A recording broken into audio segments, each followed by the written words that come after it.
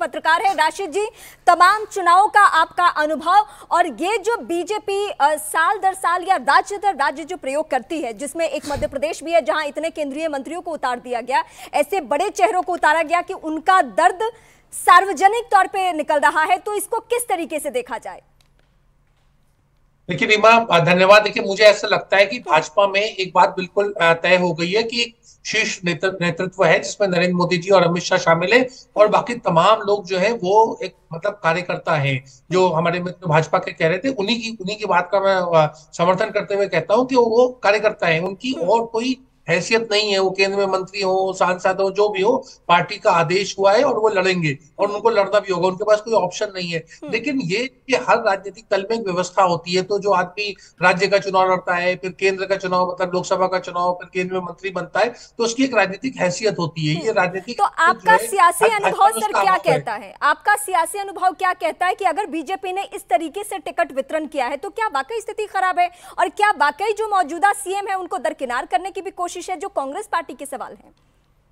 जी बिल्कुल, देखिए वो तो है ही है, क्योंकि इसका मतलब कि जो मुख्यमंत्री और जो उसके एमएलए, विधायक, मंत्री हैं, उन पे विश्वास की कमी है। तभी बड़े चेहरों को उतारा जा रहा है। अगर छोटे अभिनेता की फिल्म नहीं चल रही तो बड़ा एक्टर आता है, तो बड़े एक्टर से ही होता है कि वो बॉक्स ऑफिस पे अच्छा काम करेगी। तो 7 लोगों को जो उतारा गया है, ये वही है कि ये मतलब फिल्मी दुनिया के शाहरुख खान, अक्षय कुमार वगैरह है, कि इनकी वजह से भाजपा को लगता है कि इनकी फिल्म, मतलब इनकी राजनीति जो है मध्य प्रदेश में फिर से चल पड़ेगी, और जो शिवराज जी ने काम किया है वो दरकिनार। ठीक है, मैं आपका रुख करूंगी। सौरभ दुबे, राजनीतिक विश्लेषक, इस वक्त मेरे साथ है। सौरभ, आप सुन भी रहे हैं कि कैसे कांग्रेस पार्टी की सीनियर जर्नलिस्ट की क्या बातें हैं, क्या दलीलें हैं। क्या वाकई आप इस बात को मानते हैं कि ऐसे लोग जिनको मध्य प्रदेश की राजनीति से दिल्ली की सियासत में सक्रिय कर दिया गया था, वो वापस आएंगे तो उनका जादू यहाँ चलेगा, या फिर उनका जलवा नहीं था इसीलिए वो मध्य प्रदेश से बेदखल किए गए थे?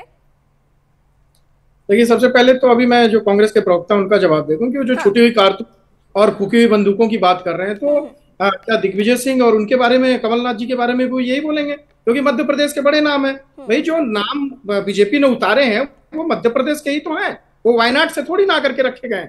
रही बात राशिद भाई जी की, जो उन्होंने अभी बोला कि 2 ऊपर से चेहरे हैं, वही तय करते हैं मोदी और अमित शाह जी।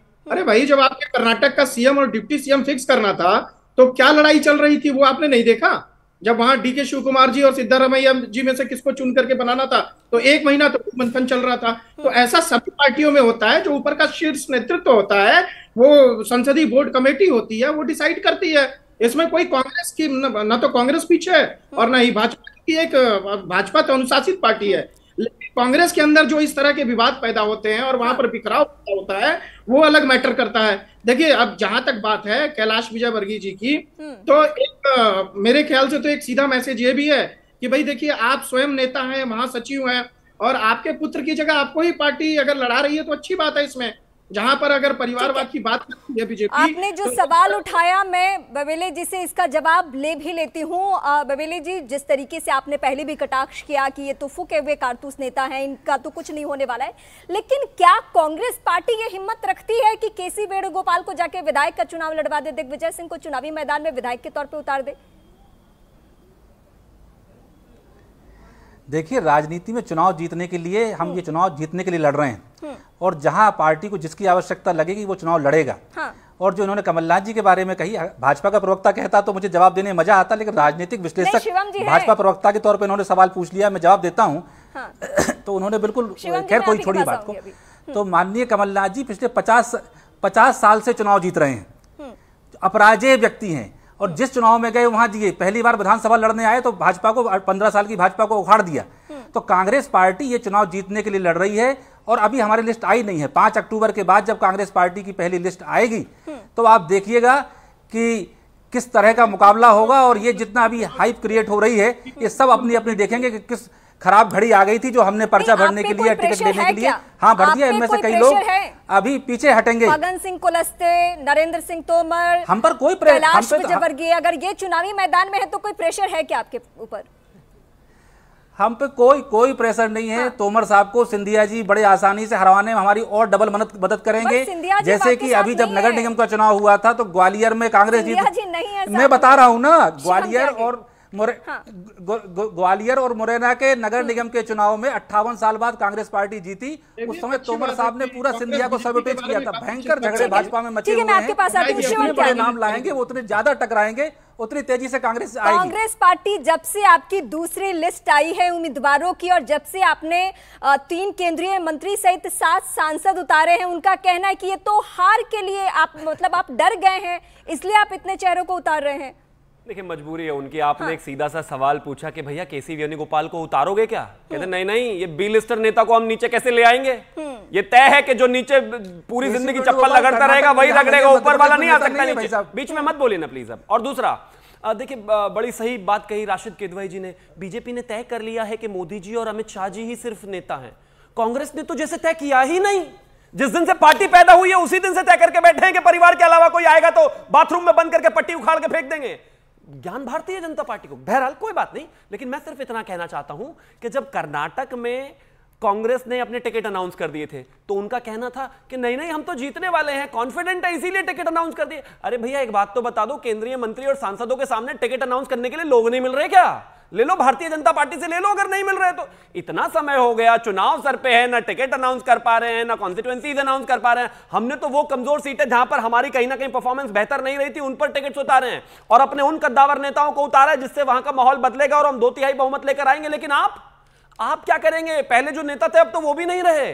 और मैं तो सिर्फ एक ही चीज कहना चाहता हूं कि ये एक पार्टी की निशानी है कि ऊपर से लेकर नीचे तक भारतीय जनता पार्टी का हर एक व्यक्ति कार्यकर्ता है, एक सामान्य कार्यकर्ता है। और मैं आपको एग्जांपल भी देना चाहता हूं, चाहे वो हैदराबाद लोकल बॉडी के चुनाव रहे हो, चाहे वो दिल्ली के चुनाव रहे हो, चाहे वो उत्तर प्रदेश के लोकल चुनाव रहे हो, भारतीय जनता पार्टी के तो हर लोग चुनाव में प्रचार करने जाते हैं। और हमारे ऊपर तो चार्ज ही इस बात का है कि चुनाव चाहे छोटा हो चाहे बड़ा, भारतीय जनता पार्टी हमेशा चुनाव में शिवम जी, इस बीच मुझे राजस्थान का भी जरा ख्याल आ रहा है। वो इसलिए क्योंकि हम कार्यकर्ता मानते हैं अपने आप को। मैं जरा राजस्थान का भी जिक्र इसलिए करना चाहती हूं क्योंकि आज ही बड़ी मुलाकात होनी है अमित शाह की वसुंधरा राजे से। लेकिन वहां कांग्रेस पार्टी की जो स्थिति है, मैं राशिद किदवई साहब के पास जाती हूँ। राशिद किदवई साहब, वहां के लिए भी हमने देखा कि कांग्रेस पार्टी ने कभी भी, बीते चुनाव 2018 का ही मैं उदाहरण ले लेती हूं, जहां आखिर तक पब्लिक को भ्रम में रखा गया कि सचिन पायलट या फिर अशोक गहलोत, तो अगर शिवराज सिंह को लेकर कोई स्टेटमेंट नहीं आ रहा है तो इसमें अलग बात क्या है? तमाम पार्टियां जीतने के लिए यही रास्ता अपनाती है। देखिए, पहले तो कांग्रेस जो है वो भाजपा के लिए मापदंड नहीं हो सकती, और इसी तरीके से भाजपा कांग्रेस के लिए मापदंड नहीं हो सकती। हर राजनीतिक दल का अपना काम करने का तरीका होता है कि उसका हायरार्किकल सिस्टम होता है टिकट डिस्ट्रीब्यूशन का। देखिए, उमूमन ये माना जाता था कि जो लोग विधानसभा का चुनाव लड़ते हैं उसके बाद उनका प्रमोशन होता है लोकसभा में। भाजपा उसको उल्टा करना चाहती है। लेकिन देखिए, जब चुनाव होता है तो चुनाव में रीमा जो हवा चल रही होती है पक्ष में या विपक्ष में, उसके हिसाब से जनता फैसला करती है। मतदाता वो ये नहीं देखती कि सामने। मेरा सवाल सर दरअसल इस एंगल से था कि एक सवाल ये भी चल रहा है कि एक भाषण जो दिया, दरअसल अपने अधिकारियों के साथ शिवराज सिंह चौहान बैठे हुए थे और उन्होंने कुछ ऐसी बातें कही, कुछ इमोशनल बातें भी थी, तो उसमें यह कहा गया सुरजेवाला की तरफ से कि ये तो विदाई भाषण है। तो मेरा ये कहना है कि राजस्थान में भी तो पार्टी क्लियर नहीं करती है कि अशोक गहलोत या सचिन पायलट, उसी तरीके से बीजेपी भी यहाँ क्लियर नहीं कर रही है मध्य प्रदेश में। नीमा, यहाँ तो देखिए, मध्य प्रदेश में तो दावा किया गया कि शिवराज सिंह के ऊपर पूरा चुनाव हो रहा था। उनके इर्द गिर्द उनकी स्कीम्स थी सारी, उनका कार्यकाल है। वो भाजपा के लॉन्गेस्ट सर्विंग मुख्यमंत्री हैं इतिहास में भाजपा के। अगर भाजपा उनको लेके आश्वस्त नहीं है तो ये बड़ी चौंका देने वाली चीज है। ये नो कॉन्फिडेंस है। हाँ, बिल्कुल। आप सबसे पहले तो एक चीज के ये कहा गया कि भारतीय जनता पार्टी जो है कांग्रेस के लिए एक एग्जाम्पल नहीं हो सकती, या फिर कांग्रेस जो है भारतीय जनता पार्टी के लिए एक एग्जाम्पल नहीं होती। एग्जाम्पल नहीं है सर, कंपैरिजन है। ये दो प्लेयर्स हैं जो देश की राष्ट्रीय राजनीति में सबसे बड़ी पार्टियां और लड़ रही हैं। तो जाहिर है जब मैं एग्जाम्पल दूंगा तो मैं कांग्रेस को ही सामने रख के दूंगा, पीटीआई को रख के नहीं दूंगा, क्योंकि उनसे मेरा कोई लेना देना नहीं है। मैं तो कांग्रेस से चुनाव लड़ रहा हूं, मेरी पार्टी कांग्रेस से चुनाव लड़ती है या क्षेत्रीय दलों से चुनाव लड़ती है। तो जब वो इस तरह की बातें करते हैं कि भाई बड़े नेता छोटे नेता, इस देश में वो पार्टियां हैं, चाहे वो राष्ट्रीय हो चाहे वो क्षेत्रीय हो, जो पिछले 30 साल से, कांग्रेस तो हमेशा से ही, लेकिन क्षेत्रीय पार्टियां भी ऐसी हैं जो 30 साल से अपने घर से बाहर नहीं निकल पाई, वो अपने पुत्र मोह से बाहर नहीं निकल पाए। लोकतंत्र की तो खैर वो क्या बात करेंगे, उसको तो हटा देते हैं। और दूसरा विषय, जहां तक विश्वास खोने की बात है, शिवराज जी में बड़ा क्लियर है। अगर वो 20 साल मुख्यमंत्री रहे तो आपने बिल्कुल सही कहा, भारतीय जनता पार्टी के केंद्रीय नेतृत्व के दिशा निर्देश पर और उनके साथ पर और उनके विश्वास पर ही रहे।